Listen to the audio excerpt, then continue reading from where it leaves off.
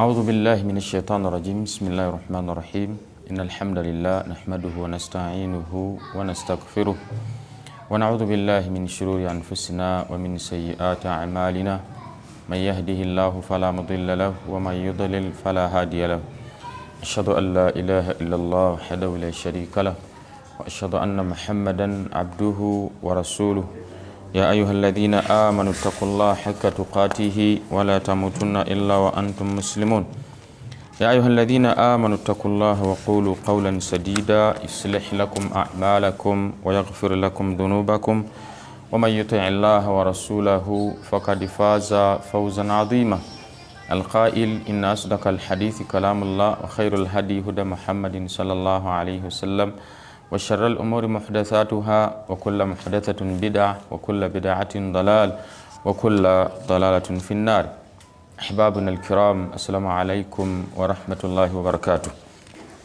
ودوا الله balungi yonna gye muli mu mbeera gye mulimu eya covid tugamba nti la yusibana illa ma kataba Allahu lana huwa maulana. La yusibana tewali kisobola kututuukako ffenna illa ma kataba Allahu lana kujjako ekyo Allah kye yatuwandiikako. Kyolaba kitambula kiri mu buwandiike bwa Allah subhanahu wa ta'ala. Allah kyatwagala mu kye yatugambako mu surati al-Furqan kul ma ya'ba'u bikum rabbi lawla du'aukum, bagambe gwe Muhammad sallallahu alayhi wasallam sijja kufa ku bizibu byabwe, sijja kufa ku nsonga zaabwe, lawla du'aukum mnaaba temusabi.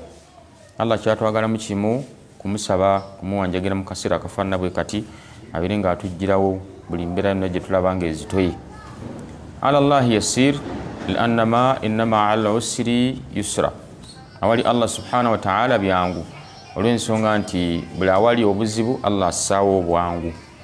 Fa innama ala usri yusra, namazima buli awali obuzibu ekitiibwa Allah assaawo obwangu.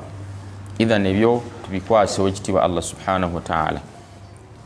Ensonga njala okubeera nti twejjukanyako nkulu nga tennaba kubanga etuuka mukkirize nti abange tusemberera omwezi ogw'e12 gwe bayita Dhul-Hajji.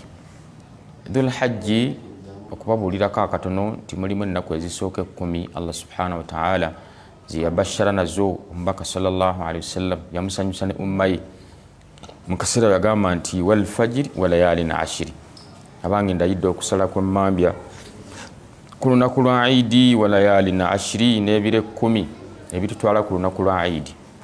Ebire ebyo bya bbeeyi, okumanya bya bbeeyi mulimu ekiro kimu oba ojja kiyita olunaku oba kiyita ekiro nenga baluyita yawma arafa, lunaku lwa arafa.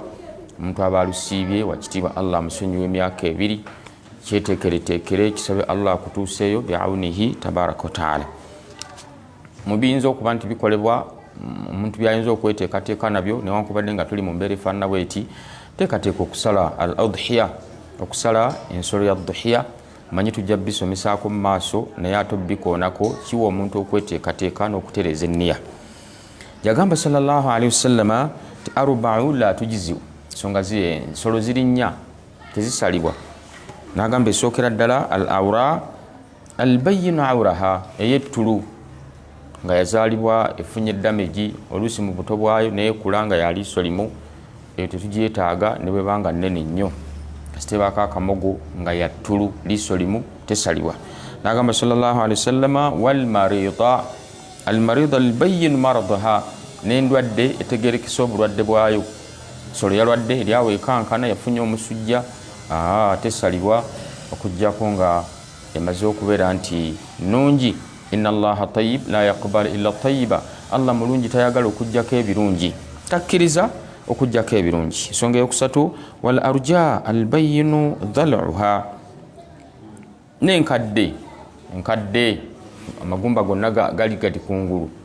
Albayinu nga yonna etegereka nti mutuufu n'emyaka gyeridde ku nsi mingi, olwo olukovvu tutuleetera. N'agamba wal kasratu allati la tunqi, naye emenyese makulu nga yali mala oluusi mu kumenyeka kwayo, so seno gye baleese ku lole n'emenyeka nti emenyese bagireeta. So gyayinza ogigula nga nnamu nena agenda ogituusa nebanga emenyese eyesalibwa wa amma eyamenyeka neba nti efuna mu kumenyeka kwayo obulema bagireetanga okugulu okumu kwavaako eyo tosala ebyo bina ensolo nnya ojja kusingana ni sahihu albani ensonga ezo yazinnyonnyola n'azituusaako hadithi mu bwerufu bwazo. idhan barakallahu fikum wa ayadakum allahu binasrihi wa jazakum allahu khairan. twatunulira mu darusi yaffe eyakulembera nga waliwo obubonero obulaga nti omwana adamu shayatini zimuliko oba aliko eddogo ebifaanana bwe bityo. twalaba obubonero akasooka twagamba omuddu asobola okubulwa otulo kubajjukizaamu luvannyuma tweyongereyo ne be tutaali nabo kuolwo babeere nga batweyungako. oli kasita abula otulo nga lwateekawo bwati omutwe waapi yawulira ebikuba ebweru tulo ne tubula paka mmambya kusala tugamba nti tabeera yekka olw'ensonga nti wakitiibwa Allah yateekateeka obulamu bw'omuntu ng'alina okwebaka. ensonga ekubiri gye twalaba okuzuukazukka mu tulo dakiika 5 nobanga wawamuse dakiika 5 nobanga wawamuse obumu kubonero obulaga nti mu butuufu toteredde mu bulamu bwo waliwo ekibutawaanya ekyabwe ekiikamu. namba 3 okufuna ekintu ekikutuga n'okuba enduulu naye nga tewali akuwulira. naam olina mukyala wo ku buliri awo naye nga gwe enduulu gy'olasa ne neiba yali badde agiwulira naye nga ne mukyala wo tasobola giwulira.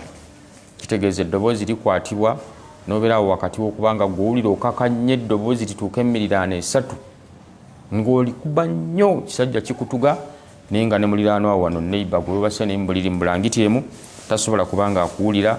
kabonero ako bubanga okalabye ng'ofunye ekikutuga oziira weerwanako okuba enduulu naye nga waapi bubanga obiraba ebifaanana bwe bityo mu bulamu bwo manya nti shayatini zakutomera. nsonga eyokusatu yakuna na barakallahu fikum endooto ez'entiisa nzo ziyita nightmares. endooto ez'entiisa nolootanga mu butuufu olina sesota akutaayiza oli nga wafunda naye ng'olaba gujja gy'oli gusitudde n'omutwe. ebirooto bwe bityo oluusi abantu bamanyi nobivaamu n'abanga atuyanye n'okutuyana assa bubi alaba asimattuse awazirekkera okubuuka. embeera bwe zityo obanga ozirabye mu birooto byo nga birooto bya ntiisa manya nti omubiri gwe gwalumbibwa guli attacked gwalumbibwa shayatini mweziri. ensonga eyokutaano okulaba ebisolo kikaaki mu ndooto zo nga kapa, embwa, eŋŋamiya, emisota, empologoma, ekibe oba emmese n'ebiringa ebyo ebigwa mu kategole eyo bwobanga obirabe mu ndooto zo era kyosiŋŋana nti oba otuusa awali omukugu mu bajjanjabi abalungi asooka kukubuuza olaba bino mu ndooto zo lwaki tyaba yabisomako mu bitabo bya Wahidi Abdusalaamu Baali n'asobola okuba nti annyonnyoka kyagenda okukola. ensonga ey'omukaaga kwe kubeera nti omuntu ameketa amannyo nga yeebase ameketa amannyo nga yeebase mukyalawo n'akuwulira naga nti ono oba alowooza alina byagaayo oba mberenge. bitera okubeera mu baana bitera okubeera mu bantu abakulu. obwo obubonero shayatini ze zibukola omuntu okubeera nti abeerawo n'ameketa amannyo ng'ate ali mu tulo. omuntu bwe yeebaka hawaasi ze zonna ebiyungo bye byonna biwummula naye ate bwasigalawo ekiyungo ekikola kiba kitegeeza nti waliwo akikozesa nga nnyini kyo takirinaako buvunaanyizibwa. amannyo go bagawagala naye nga si gwe akikola kitegeeza waliwo amaanyi ag'enjawulo agakukozesa ekyo biba bitonde. namba 7 okuseka. omuntu ayinza okuseka ng'ali mu tulo n'eddoboozi ne livaayo noga nti ono yeebase nokulanga feesi eriko simayiro naye ng'amaaso gazibiridde yeebase haqqan nga yeebase naye ng'ate ali mu nseko. oba okukaaba. omuntu ayinza okukaabira mu tulo enkaaba yennyini ey'omuntu afunye ekizibu naye nga bil asafi shadid ng'ali mu tulo. oba okuleekaanira mu tulo. ayinza okuleekaanira mu tulo n'aleekaana era okuleekaana kuno ne kuviirako okuba nti abaako ne baasisimudde mu tulo mu kuleekaana kwe n'akuba omulanga. luusi bitera okuba obwana obwo obuto ne keekaŋŋanga ke basuddewo ne keekaŋŋanga ke basunye ne kiviirako okuba nti tufuna obuzibu obufaanana bwe butyo. wa barakallahu fiikum. namba 8 okusituka omuntu n'atambula ng'ate yeebase n'aba nti atambula sleeping walking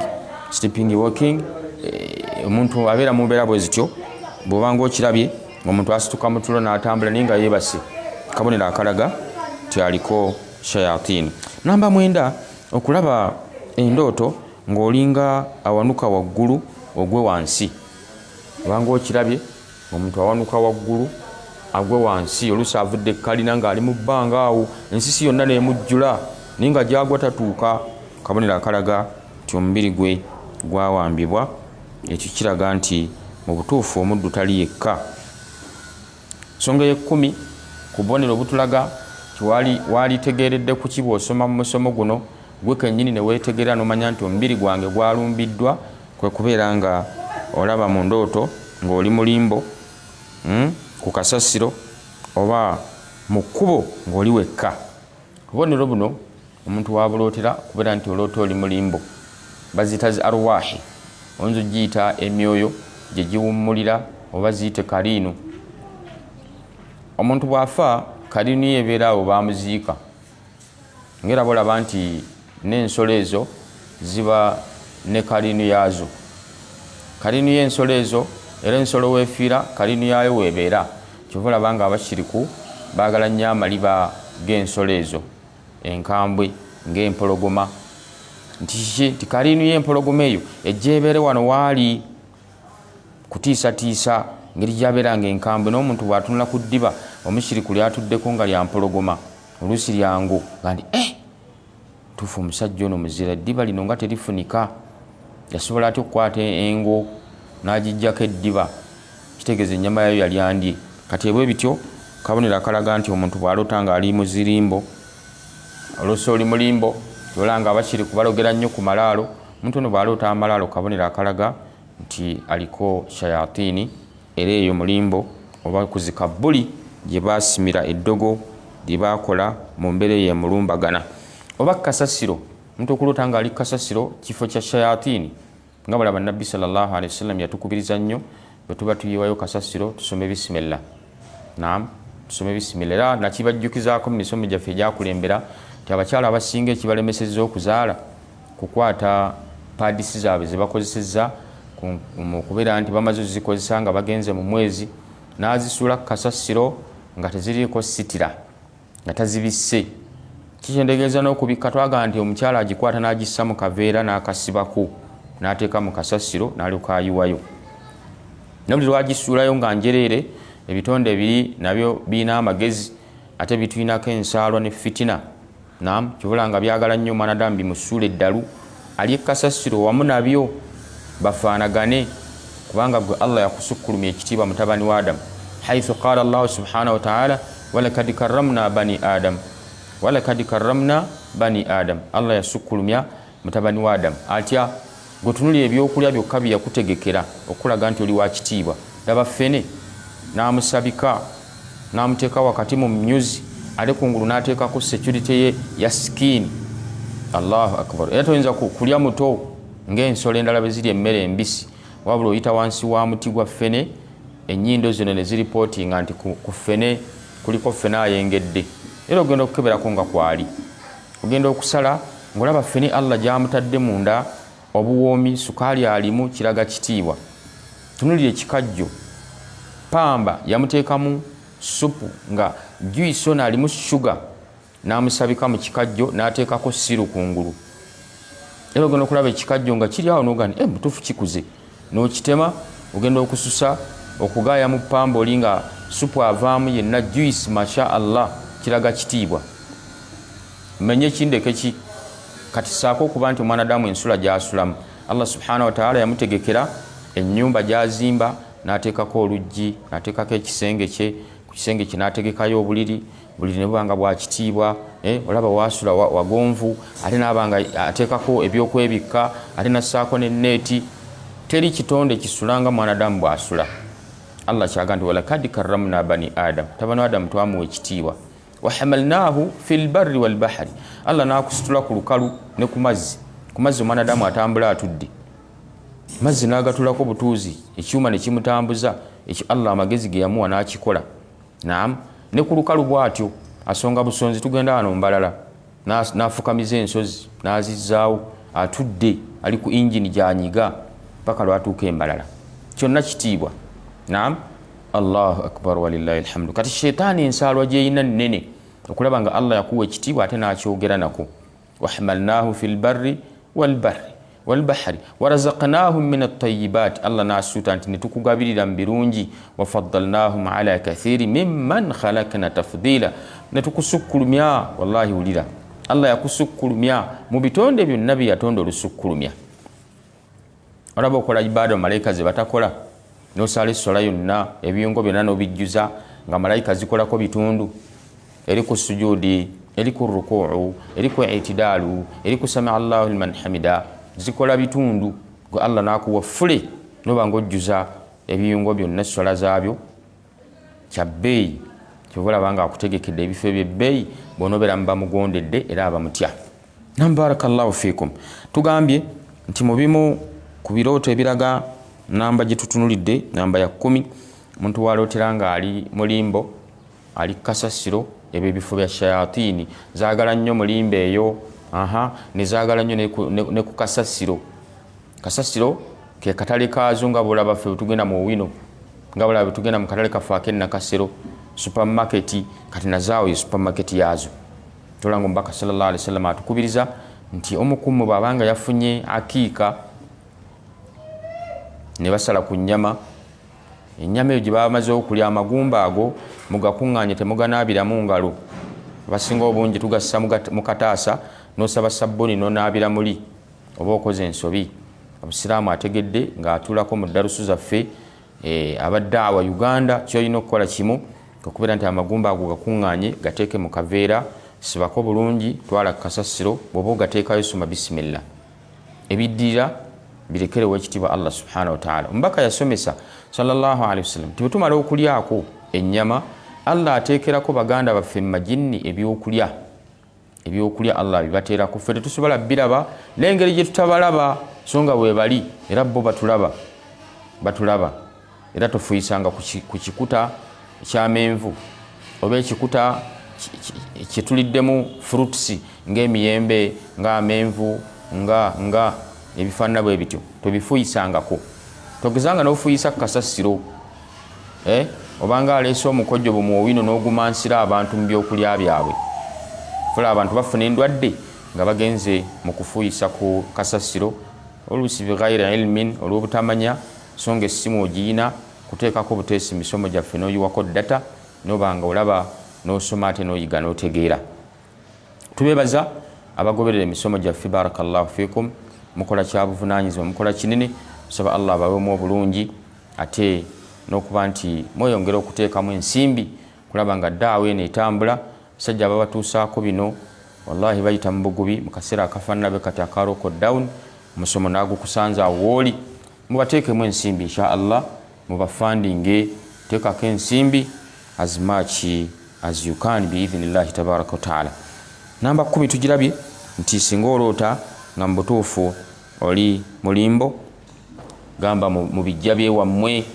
oli eyo oba okuloota nga oli mu kasasiro oba okuloota nga oli wekka oli mu kibangirizi naye nga oli wekka kifaanana bwe kityo nakyo kisike kisobola okulabikako manya nti embeera gy'olimu obulamu bwo bwawambibwa oli mu buwambe shayatini zikuliko namba 11 okulaba abantu ab'engeri ezitali za bulijjo okugeza omuntu asusse obuwanvu oba asusse obumpi oba ayitiridde obuddugavu nga ye mu buddugavu afaanana ddala bwolaba gambutusi kala mu buwanvu tolina kyomugeraageranyako ng'asinga n'ofono mu bumpi ng'alinga eccupa ya soda nga subhanallah kino kika kya muntu abafaanana bwe tobanga obalabye mu ndooto ezo ziba shayatini ze zeefaananyiriza bwe zityo mu bifaananyi byazo ng'omuntu munene mu bunene ng'olaba ddala yenkanankana n'ettanka y'amazzi n'ogamba ki kino ono ali emmere yenkana ki ate mu buddugavu ng'era alinga ettanka y'amazzi eyo enzirugavu mu kkala onolaba nga oli omuwanvu ate asusse nga n'okumulaba omala kuwanika maaso go bwoti olinga atunula mu kasolya k'enju osobole okulaba omutwe gwe gye guli nolaba omumpi nga talinga eccupa ya soda idhan abafaana bwe batyo gye bali mu bitonde bya Allah subhanahu wa ta'ala bwanga obirabe mu birooto byo manya nti mukwano gwange oliko shayatin okulaba nga teweebase ebintu ate ne bibula nti okulaba nga obadde teweebase oli mu ddiro lyawo olaba omuntu ng'ava mu lukubo bw'ati n'asala noga nti muntu gwendabye nga wanviiri mpanvu mweru tukutuku nga simulaba n'omunoonya mu nnyumba n'abula naam nojja olaba omusota awo n'ogunoonya ennyumba yonna n'okunkumula engoye no nga togulabako okulaba ebintu ate ne bibula ng'obirabiddeku ddala n'amaaso go tubaba bibuliddewa ebyo yahilluun wa yudhi'uun shayatini nkola yaazo zirabika ate ne zeekweka zirabika ate ne zibula nkola yaazo bw'obanga okiraba ekifaananyi kifaanana bwe kityo manya nti mukwano gwange toli wekka wolootera bino ng'amajinni gaba mu mubiri gwo muba mwakwatagana dda butoola era osobola okulaba mu ndooto ng'obuuka mu bbanga kyokulabirako nza okuba nga waliwo abakugoba misinde ne gikusukkako genda okulaba nga ofunye ebiwawaatiro oli mu bbanga obuuse bwoti ng'obalengera wansi manya nti mukwano gwange toli wekka omubiri gwo gwayingirwamu dda shayatini muli butoola okunyiiganyiiga awatali nsonga bino oluusi beera mu maka g'abannaffe abafumbo ng'omwami from nowhere anyiiga n'obutaliimu n'apangulukuka n'alangira n'avuma n'asooza naye ng'ekireese obusungu tokirabawo mukwano gwange ebyo begendereza ojja kwekanga shitaani zitambulira mu mibiri gyaffe oliko eddogo oliko shayatini weerwaneko olabe nga wejjanjaba okulwa mu kaabuyonjo munaffe yagenze mu kaabuyonjo n'abafuna wuzu ne bamala ne bayingira ne musola ne bagivaamu nga ye akyali mu kaabuyonjo munaffe kikyoba osindika ekyo ekitakutuka tugamba nedda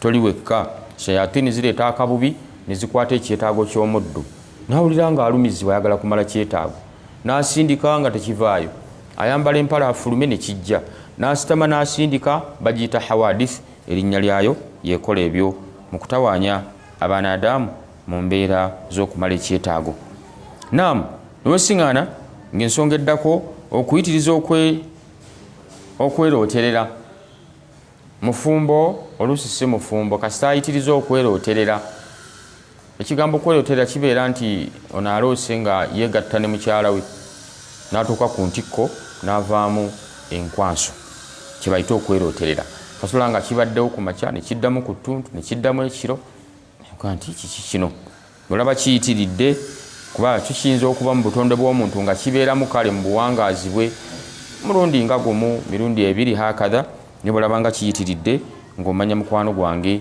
kitoli wekka waliwo ekitonde ekyakwegwanyiza ne kikuwamba ne kikusalako kati kiri naawe kiri mu kwegadanga okweyawula buli kiseera oba buli lwowulira Qur'ani ng'esomwa nga gweyagala kweyawula oveewo toyagala kuwuliza Qur'ani ogitamwa buli lwogiwulira oluusi ekulumya omutwe buli lwogiwulira opangulukuka kasitola Qur'ani ng'esomwa era bangi tutera balaba mu taraweehi nga bapangulukuka nga Qur'ani esomwa naddala aya ezikwatagana ku shayatin ezikanga eziriko ebibonerezo bya Allah ezitiisa omuliro abasomi ba Qur'ani mu bahafiz baba bagisoma mu taraweehi osingana nga abantu bagugumuka eno emabega mu basaaze olina akaaba nakabira mu swala mundeke temunjokya swala nekyankalana mwali mubirabyeko mu solati taraweehi zaffe so bulaba nga mu butuufu omuntu ayitiriza nnyo okubeera nti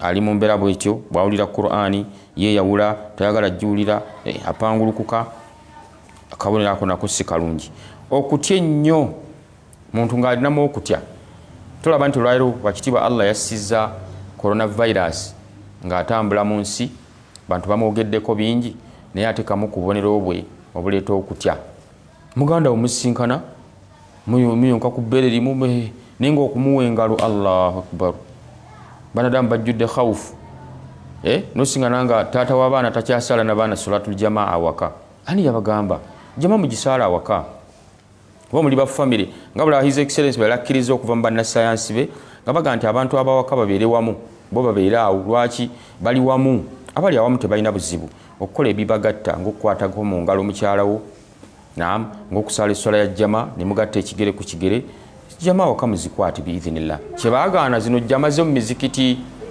kubanga onaavudde eno tomanyi byaleese eno naavudde naye yawaka kati khawufu okutya shetaani yekuleeta shetaani bwereeta okutya ennyo wanadamu naatera okukwatako mukyalawe mu ngalo muluganda ali waka naye atya omukwata mu ngalo la hawla wala quwwata illa billah ila mata kinavaawo ddi olw'ensonga nti enteekateeka za Allah subhanahu wa ta'ala tumuwanjagire nnyo mu kunuutu buli asala fajiri teekayo kunuutu tusabe Allah abeere nga atugirawo coronavirus biawunihi tabaraka wa ta'ala okuwulira ensu nga banno tebaziwulira ekyokulabirako nze okuba tutudde awo nga gwe munafu owulira enajjisa ewunya najjisa ekyomuse najjisa ewunya naye nga banno booli nabo tebakola ki tebagiwulira era si kirungi kumala gasanguza nti banne mpulira enajjisa ewunya shitaani oluusi ziba ziyisaawo byazo ziba tezaagala abazoogerako era buwulira nga okiwulidde faskut wadhkurullah sirika weogomeri Allah ogambe nti audhu billahi minash shaitani rrajim si kuba nti buli kyowulidde okyogereko era kigwa mu bino si kikulwa nti buli kyowulidde kiwunya nti okiyise ku lulimi lwo bitonde bijja kukutomera sinakindi nga bikulimu noba nga gwe buli kaseera wobera owunyirwa ebiwunya banno bibatawulira owulira ensu banno zibatawulira naam okwagalanga okubeera awali entaana nga gwe oyagala nnyo okubeera mu zikabbuli oyagala nnyo okubeera mu ntaana eyo oyagala kuzibeerako obeere ku kabbuli eyo weyawula wekka n'obeera eyo obubonero bubanga obulabi manya munno nti aliko shayatini zamutambaala dda okwagala okwetuga munno ng'omulaba embeera zaalimu ayagala kwetuga ayagala kuwanika mugwa akuba ebifaananyi wawe gujja obulungi wano bwenjira bwe nti mba nsobola okuba nti nteekamu obulago n'ensaanawo omuntu mumulaba nga aliko obubonero obwo okwagala okwetuga tabeera yekka abeerako shayatini namukwano gwange yajja nanga nze bwembeera mu buliri nfuna ekintuga ate bwe mba mbuvuddemu nekiŋŋa nti atuukiriza wali kyabadde kitambula tola nti wadde oyadde akutuga funa omuguwa baako wogusiba wejjewo owona ebizibu by'ensi tugenda okumukwatako biidhinillah wakitiibwa Allah n'atusobozesa n'amujjanjawo wakitiibwa Allah n'awona n'atereera okulaba mu ndooto ng'otambula naye nga totuuka gy'olaga gy'ova ate gy'odda ate totuuka gy'olaga ate gy'ova ate gy'odda ng'oli awo bulubuuta mu kutambulako kabonero akalaga tyoliko shayatini Wahid Abdussalam Bali annyonnyola agamba nti okuloota nga ogaaya gaamu ninga bw'omusika bw'oti ate taggwayo mukama mu kumusika olwoota ogaaya gaamu ogenda okumujja mukama nga bw'omusika bw'oti taggwayo binaanuuka bunaanuusa ate tebiggwayo bisika tebivaayo kabonero ako kalaga nti toli wekka muganda waffe oliko shayatini okuloota ng'olaba abafu oloota ennyama oluusi oli mu lufula basaze ente n'ennyama oziraba ziyitiŋŋana shayatini ziba zeeyolekera mu bifaananyi by'abafu n'ebyennyama tusaba Allah abeere nga azitutaasa okuloota ng'otambula mu mpitambi oli mu najjisi gy'osaabala ogirimu ogirinnyamu oluusi ogikwatamu newankubadde nga abaganda bageresa nti bw'oloota okwata mu mpitambi oba ogenda kukwata ssente rawaahu ab'emmengo hadithi ebyo bagyegattako naye nga ffe tetugiriiko ffe tugamba nti kabonero ka shayatini olw'ensonga nti era olaba abo beebo abakwatagana n'ebyo beebo abasamize abagaa nti abo oluuta oli mu najjisi omanya nti ogenda kuyoola ssente ffe tugamba nedda Allah ssente taziyiseeyo mu najjisi azigaba dayirekiti kubanga huwa razzaaku naam era obubonero obulaga nti oliko amajinni nga teweebase buli tubulabye ng'obadde mu ndooto naye mulimu obukweyoleka nga zahir otunula bwoti akasookera ddala okulumwa omutwe ogw'olutentezi noganza omutwe ogwange nafuuka kasitoma wa Panado ndi kasitoma wa Action wallahi nobeeraawo nga mu nsi ya Allah olina omutwe naye nga gukulumako sayidi ogwo gukulumako sayidi nofuuka kasitoma wa malagala oba oliko shayatini bwe buno obubonero obukuliko naye nga teweebase akokubiri okukyawa emirimu gy'eddiini ng'okukola ki ng'okutendereza Allah adhikari okusaala na buli ekigwa mu kutendereza Allah subhanahu wa ta'ala ebigwa mu kugondera Allah ng'omuntu abitamwa. Naam, kasita obikyawa ng'olira muli obitamu obikyawa ng'omanya nti munnange bamaze okukusenga ne bakusensera okubeera awantu naye ng'olinga ataliiwo. Ebyo nno bitera oluusi okuba mu duruusu, bantu ne batuulaawo nga bali awo basoma ng'obalaba bali mu kiraasi n'obuuza munnaffe tukomyewa ng'olaba onazukka buzuukusa abadde Masaka taliiwo naye nga waali okubeerawo naye ng'olinga ataliiwo. Ebyo shetaani zibikola nnyo omuntu aba aliko shayatini. Sheikh agamba nti obunafu obungi n'obugayaavu nga gwe munnange bukya tugenda mu covid toyinayo ejjuzu ya Qur'ani n'emu gye wali osomye yasaluna tozinyiikiridde so nga okusoma munnange kukwetaagisa n'amadaala gaako mangi nga bwe tujja okukiraba mu maaso mu misomo gyaffe eginajja. So kyetaagisa wejjemu obugayaavu wejjemu obunafu obeere mubanyiikira mu sunna zonna. Kati sisubirayo sunna eyinza kukuyitako oneekwasa ki kabuliya baadiya salati duha simanyi sunna eyinza kukuyitako so nga neza haja nazo ziteekemu salatul haja saleera kabiri gandi ya Allah tugabirire kawunga kaweddewo abaana mbayina sale ebbiri gandi Allah riziki badde ku akaunti yange kasimu nagenda mu local down nga kuliko emitwalo 10 gyaweddeko Allah nteeraako. Naam, era ojja kwesiŋŋaana nti ebinywa okukwesiba awatali nsonga abantu bwe mulaba nga bagwa ebigwo tebiva mu bbanga byokka. Shitaani zikwata ebinywa oluvannyuma lw'okuba nti ziri mu mubiri era bimanyi n'obakuba engwala mu binaabiro ebo olira bagudde mu binaabiro. Era omuntu agudde mu kinaabiro kiba kizibu nnyo okuba nti atereera kuba shitaani ekuba engwala n'ekuwanika n'eruka ekkuba omutwe ku tayiroozi omusaayi ne gwegatta mu bwongo ogenda okuvayo ng'ofuuse ezzolo byebigenderwa byazo. Naam, kibula nti weegendereze nnyo buli kifo Nabbi sallallahu alaihi wasallam yatukubiriza kiriko adhikaari zaakyo. Adhikaari kitegeeza kikwekweka eri Allah akutaasa akabi akazirimu ziri mu toilet ziri mu binaabiro ziri kasasiro kyova osomeddwa ng'oyingira mu toilet kyova osomeddwa ng'oyingira mu kinaabiro. Oyo gwolaba gwekubye engwala oluusi babaako ebirowoozo n'ayingira ekinaabiro nga tasomeddwa ate yaawe mubaliza nega leero tasomya leero tuli butoola naye neryoka ekkwata ebinywa nekkuba engwala geno kukakkana ng'omutwe obwongo bwegasse mu musaayi. Ebinywa okwesiba awatali nsonga kabonero akalaga nti omubiri guli mu shayatini. Olulimi obulumi oba obulwadde obulemya abasawo ab'ekikugu ab'ekizungu okujjanjaba. Tubula nga tubagamba nti abo abasawo abazungu we bakoma ate ffe mu busiraamu wetutandikira. Kuyinza okubuuza omusawo ti munnaffe ono tumutaddeko eccupa z'omusaayi naye buli gye tuteekako yeekola ki yeefuumuuka mu mubiri teguliimu ani anywa omusaayi. Olwo omusawo ye aba akomi ng'agamba I don't know. Namugamba munnaffe ki ekireeta measles ng'agamba measles kyaleeta ffe kyetujjanjaba bw'aleeta omusujja gwe tujjawo bw'aleeta amabwa kyetujjanjaba. Ate ffe ngeno mu busiraamu measles tumutegeera nti ziba shayatini kika ki ekitonde kye bayita ekyajja ku mulembe gwa Nabbi Sulaiman alayhi salatu wassalam. Naam, ne kimusisinkana Hammata binti Hamma kyekikyaluma abaana ba Ali radiyallahu anhu.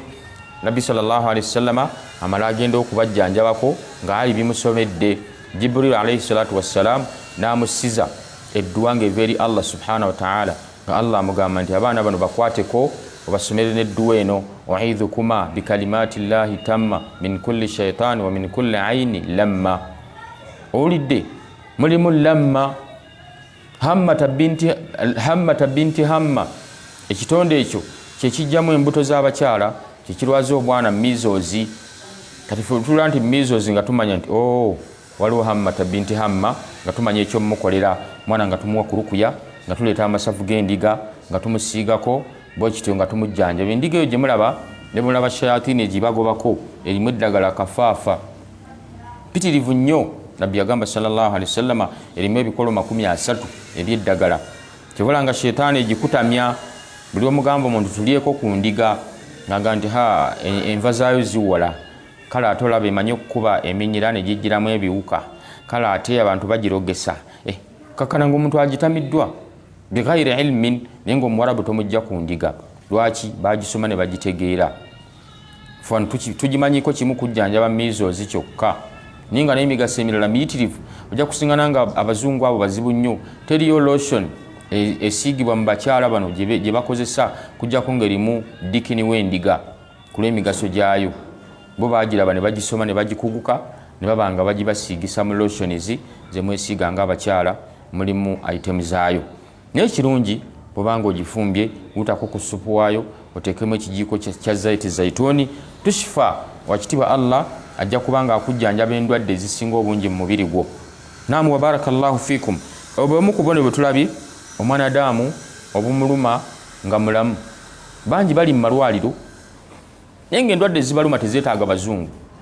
Okategedde ako abazungu balemeddwa naye nga bakyabafera sigala akufera naga ono kati tugenze mu infection twamuzudde omulina.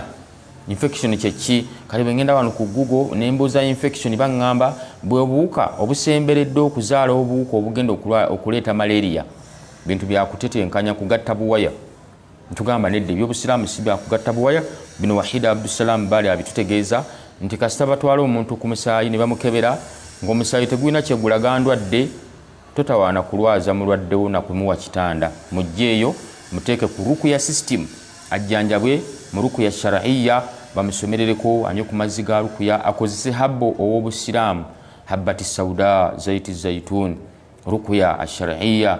Ebiko ebiri awo nga biyitirivu goloza byaleetebwa kumala biseera kubeeraawo wangi. Allahu akbar. Shaytaani ebalaga ti awo bujjanja buli mu bana abateeka ebima mu matu ne bambala amataawu. Eyo nno ate gye bajja amabaluwa lubaga wawwa ng'endwadde zibalemye simbi baziridde balidde bukadde na bukadde. Najja n'omuteeka ku rukuya system n'abeera nti anywedde ku rukuya neyesigako ekizigo ekirimu ayati za Qur'ani. Wiiki emu nnaku bbiri wallahi nagga nti neebase ku tulo omubiri nawulidde nga gukomyewo gwe gwange naye tegubadde gwange ng'olulimi sikyawulira nti bino biwoomo babikaawa nga shetaani ziwambye omubiri. Naye oluvannyuma lwakudda ku system ya busiraamu n'ategeera nti Amiri Mandela bino Allah bye yamusobozesa okusoma n'abitegeera. Obanga olina obudde ng'omukonerako ku kasimu ku 0770 0702632289. Tutunulira obubonero obuddako nti shayatini zisobola okubanga zikwata omwanadamu mu ngeri mmeka. Zikukwata mu ngeri mmeka? Tulina pointi gye twakoonyeeko nti zisobola okubanga zikulumba haith mu kaseera ng'omwanadamu afuuyisizza ku kasasiro. Tezikuleka zo tezikukubirawo luyi zikwambala bwambazi. Genda okuva ku kasasiro ng'owulira omubiri gukuyiise omeze olutiko owulira empewo ng'ate omusana gwaka. Bantu babuuza banne muwulira empewo nga nze mpulira empewo ng'olumanya bakwaniriza mu mubiri gwabwe obaaniriza mu mubiri gwo bamaze okuyingira. Wafuuyisiza ku bikuta by'amenvu ne bakwata akinga ne bakulumba eyo system yaabwe. Katugenda kutunulira mu ngeri y'emu amajini gakwata mu ngeri mmeka? Amajini gakwata omwanadamu mu ngeri zino wammanga zitugenda okutunulira. Ezimu ku zo waliwo gwe kennyini lwe gakubuna omubiri gwonna kati nga bulaba zolo nga ye totawaana zaakuba yenna mubiri gwonna mufu. Kategedde ako nga yenna gaamubuna takyamanyi biri ku nsi. Era bw'okakasiza nti shayatini ze ziba ziruma abalalu abaguba eddalu ng'ojjogera omuguwa eddalu ng'atuusa awali music ngenda okulaba nga tayitawo amala kusala muziki ne yenyeenya n'agutambuza n'oga nti omulalu ono ategedde atya nti ono music. Music Qur'ani ya shaytaani ze zimuliko kivulanga bwe zimubeerako kati bakwataganye shaytaani zimuliko zisinkanye Qur'ani yaazo. Awo wennyini olanga omulalu yeekyanga bwe bamuteeka ku system y'obujjanjabi obwa Qur'ani obw'obusiraamu obwa rukuya shar'iyya aterera nadda engulu n'akomawo mu mbeera z'abantu aba bulijjo. Ne wabaawo gwe gakwata ekiyunga ekimu nolaba ng'oli akankana mukono yekka bwe guti ng'olumanya nti guno omukono gwe baakwata. Naam, gamukwata ekiyungo kimu nga kya mukono oba kugulu ne gabeera omwo ng'oli akaaba kugulu banne amagulu gannuma ng'olugali mu biyungo naam waliwo lugakwatira ebbanga eppanvu ng'oligamulika ebbanga eppanvu olumu waliwo gwegakwatira mu mbeera y'okubeera nti olunaku lulamba oluvannyuma lw'olunaku lulamba oba obuwangaazi bwe bwonna nga bwe kiri ku balalu gamukwatira obuwangaazi bwe bwonna bw'aba tafunye bujjanjabi baasi nawe gagakwata olunaku olumu genda okukera ku makya nga ateredde nawe gagakwata akaseera genda okulaba nga masha Allah azza engulu waliwo gwe gakwata naam akabanga akatono akataweza na ddakiika kaje gamukwata awo genda okukakkana nga mugenda okwetolola muti nga alhamdulillah embeera yeteredde ebene ebiseera ebisinga obungi kyobulaba nga omubaka sallallahu alaihi wasallama atujjukiza mu hadithi ye ya Abi Hurairah radhiyallahu anhu ng'agamba nti idha awa ahadukum ila firashihi omukumu babanga agenze ku buliri bwe falyanfud firashahu bidakhili izarihi fa innahu la yadri ma khalfahu alayhi ogenze ku buliri bwo bikkula bulangiti n'essuuka gye weebikka kwata leesu yo olugoye lwonna kubako ku buliri okwo kubako bisimillah mulundi gumu bisimillah mirundi ebiri bisimillah mirundi esatu lwaki okubako ogobako shayatini mu buliri bw'ogenda kwebaka wali badde nga webaka ng'olina wuzu please webake ng'olina wuzu kijja kubanga kikuyamba webaka ng'olina wuzu alhamdulillah oletaazikaali minha somako ku surati sajida alif lam mim tanzilul kitabi la raiba fihi min rabbil alamin aya 30 ogende mu mulku tabaraka alladhi biyadihi almulku wa huwa ala kulli shay'in kadir aya 30 omanyi nti enkaago ogitadde wali ogatte ebibatu byo osomeremu kul huwallahu falaki n'ennaasi ofujjemu otulusu weesiimule mulundi gumu kikola ogwokubiri weesiimule kikola ogwokusatu soma ayatul kursi okole security ku mubiri gwo obujulizi tubujja ku mbaka Muhammad sallallahu alaihi wasallama timanadamu tayinza kuba nga yebasaayi na wuzu n'asoma ayatul kursi la yaqrabuka shaitan abadan sitani tezisobola kukusembera mu tulooto tezisobola kukusembera mu tulooto lwaki oba omaze okufuna obukuumi Allah akusiza malaku ne ziba nga zikukuuma paka obudde bwe bukya idhan tubalamira ab'ebitiibwa okwekwata ku nkola eyo tusobole okuba nga twekuuma emibiri gyaffe emibiri gino nabbi sallallahu alaihi wasallama mu bubaka bwe yajja nabo bulagira ddala nti giteekeddwa okubaako obukuumi ge makulu agali mu adhikaari z'okumakya n'ez'olweggulo hifidhu badanaka wa malaka wa ahluka tola mulimu adhikaari ziga nti allahumma afini fi badani Allah ntera security ku mubiri gwange wa afini fi allahumma afini fi badani allahumma afini fi basari allahumma afini fi sam'i Allah nkumira omubiri gwange nkumira maaso gange nkumira amatu gange osaba Allah akutereka obukuumi bi'aunihi tabaraka wa ta'ala tusaba Allah subhanahu wa ta'ala adhikaari z'okumakya tuzeekwateko maa awamu n'ez'olweggulo ng'ekigenderwa mu zonna kubeera nti ofuna obukuumi minha a'udhu bikalimati llahi tammati min sharri ma khalaqa bismillahi alladhi la yadurru ma'a ismihi shay'un fil ardi wala fis samai wa huwa as-sami'ul alim genda obeere ng'ozijjukanya zeekwateko ku makya zeekwateko olweggulo asallah kaseera kajja kuba katono nnyo wakitiibwa Allah akutereka obukuumi ku mubiri gwo lwaki agukukuumira olw'ensonga shayatini nnyingi tezitumanyi mu bungi ebitonde Allah byasinga okutonda mu bungi bamalaika thumma ebitonde ebyo amajinni mayitirivu mwe muli kategori nga bulaba nti mulimu amasiraamu mulimu amakaafu mulimu ngera bulaba eno abantu bwe tulinamu bannaddiini abalungi tulinamu bwe bati abali medium tubaamu n'abakaafu n'abashiriku ezo zonna kategori ziri mu banadamu bi'aunihi tabaraka wa tusaba Allah abeere nga abawa kwekwata ku adhikaari ezo mu mbeera esingako obulungi Allah jabbataasa ebyo bitonde binafu yagamba ati wekitiibwa Allah subhanahu wa ta'ala inna kaida shaitan kana dhaifa abange enkweza sitaani nafu tabamaliranga obudde kiki nafu kamala obumazi bulabulabi nga basmala yokka security Allah gyakuteekako lwaki oloza buli dduwa eriko basmala buli dduwa basmala bismillah audhu billahi min alkhubuthi walkhabaith oyingira mu ttooyi ogenda kwegatta na hakkiyo bismillah allahumma jannibna shaitan wa jannibi shaitani ma razaktana bismillah ogenda kulya bismillah olinya kidduka allahu akbar lwaki edduwa ezo entono zibagayalirira n'okusoma bismillah ng'ogenda okwambala ogenda kwambala nikayo bismillah, underpart yo bismillah, empale yo bismillah, kanzu saati bismillah, oleme kwambala na shayatini. Kyokulabirako kitono nnyo, omubaka sallallahu alaihi wasallam atambula n'asinkana abaddu babiri ne babuuzaganya. Naam, Allah n'alaga omubaka sallallahu alaihi wasallam ebitonde ebiri kuona omusiraamu n'ebitonde ebiri kuki ku matayo. Gamba nti n'omusiraamu omunafu wa imaani adhikari taziriiko, tasoma bismillah ng'agenda okwambala mugayaavu. Nabbi sallallahu alaihi wasallam kiki yalaba kyenjagala okufundikira nakyo, kyeyalaba nga Allah amulaga ng'omusiraamu ono shitaani ye ekozze eri mu biziinaziina, nga shitaani z'ono omusiraamu omunafu wa imaani zinyirira zigezze, zambala bulungi, zigezze amatama zinyirira. Kati ene y'omusiraamu ebuuze ene y'omusiraamu omunafu, omusiraamu wa imaani ebuuze omusiraamu omunafu, tuwaigwe ng'ogezze. Naga nti ono talina kyatampa, tasoma bismillah ng'agenda okulya ne tulya ffenna, tasoma bismillah ng'agenda okwambala ne twambala ffenna, agenda okwegatta ne mukyala we twegatta ffenna. Kati siina buzibu, lwaki sigejja, ndya bulungi, nyambala bulungi. Kategeddaako eno nemugamba munnayo nti ono musiraamu kyankola, bw'agenda okulya n'asoma bismillah ate nenfubutuka nge nenfunaako okulya.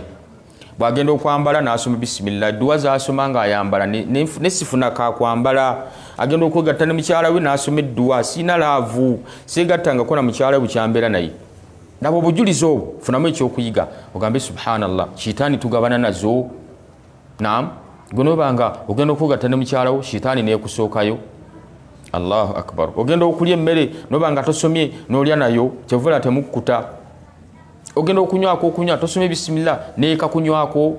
Buli kimu Nabbi yakirangira sallallahu alaihi wasallam.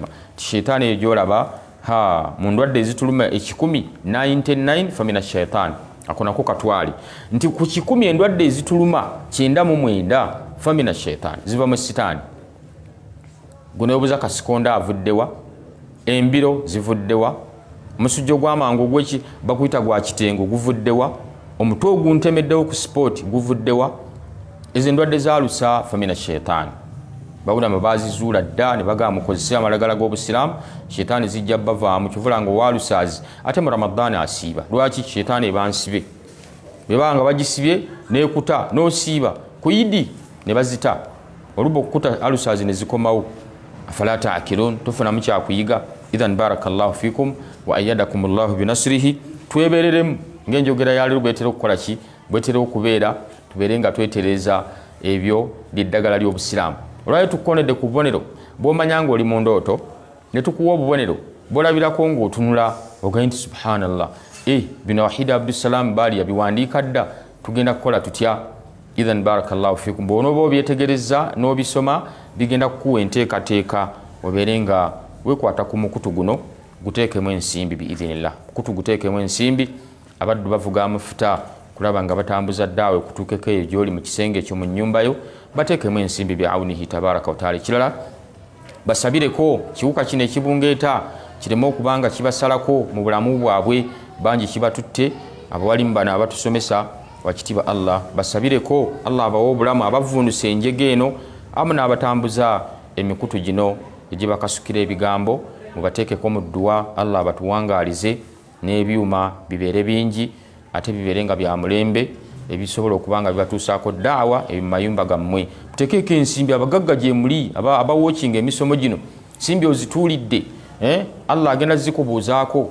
Kati mu kaseera ng'oli mu lockdown ensimbi wali ozikozesa ki? Ng'ate ku ssimu kweziri.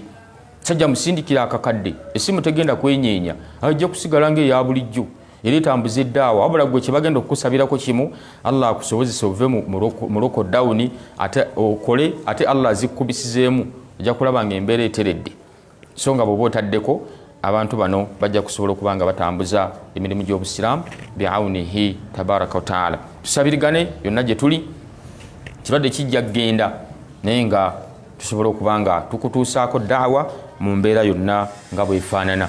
Tujja kutuna emisomo gyaffe egiddako, tulabe Isiraamu awangaala atya mu nsi efaanana bweti ng'ejjudde abalogo, ejjudde abashiriku, amayirizi bagasuulaawo, eddagala balifuuyira mu mmindi, bwe bati ne bwe bati, owangaalira otya mu mbeera efaanana bwetyo bi'awunihi tabaraka wa taala.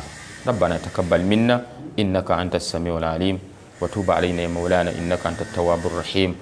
وآخر دعوانا أن الحمد لله رب العالمين، والسلام عليكم ورحمة الله.